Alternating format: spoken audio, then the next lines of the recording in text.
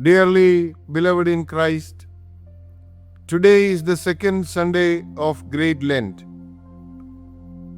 The theme for today is Touch a Leper. In one of the villages, Jesus met a man with an advanced case of leprosy. When the man saw Jesus, he bowed with his face to the ground, begging to be healed. Lord, he said, if you are willing, you can heal me and make me clean. Luke 5:12.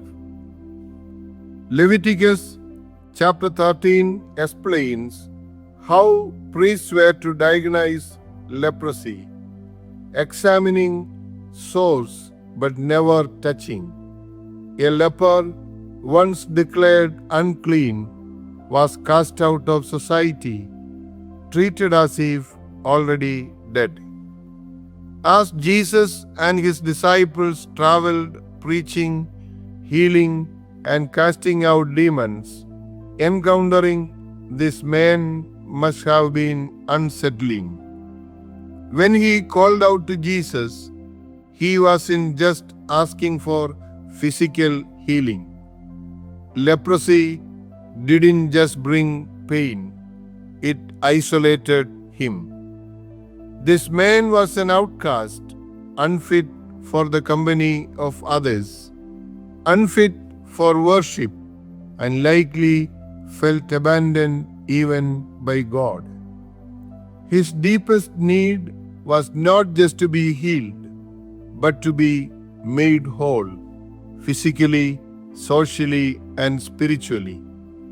Jesus could have spoken healing from a distance, but instead he touched the man with leprosy. I am willing, he said, be healed. Instantly the leprosy disappeared. Matthew 8:3.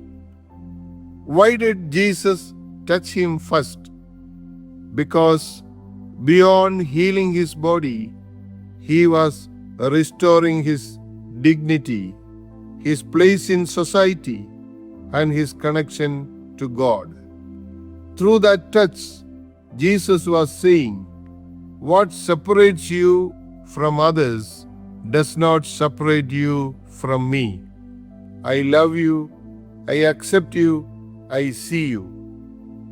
Jewish tradition was clear. What is unclean contaminates the clean. But Jesus reversed this. His holiness overcame impurity. He touched the leper, and the leper became clean. This story ends well for the leper, but at a cost to Jesus.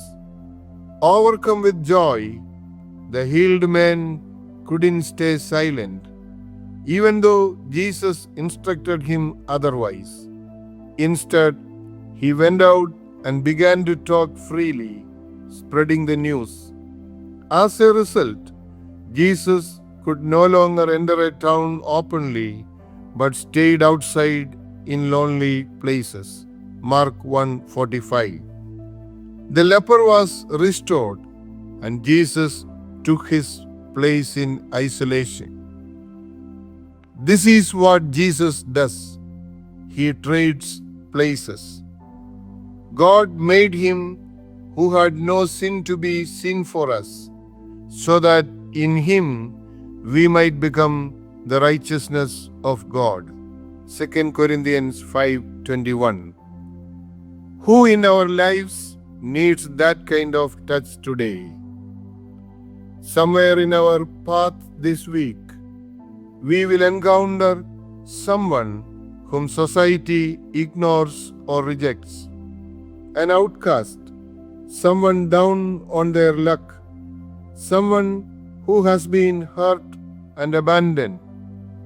My dear friends, I challenge you, touch the leper, reach out, show love where others turn away, and watch how God works, not just in their life, but in yours. Have a courageous week. God bless Eapen.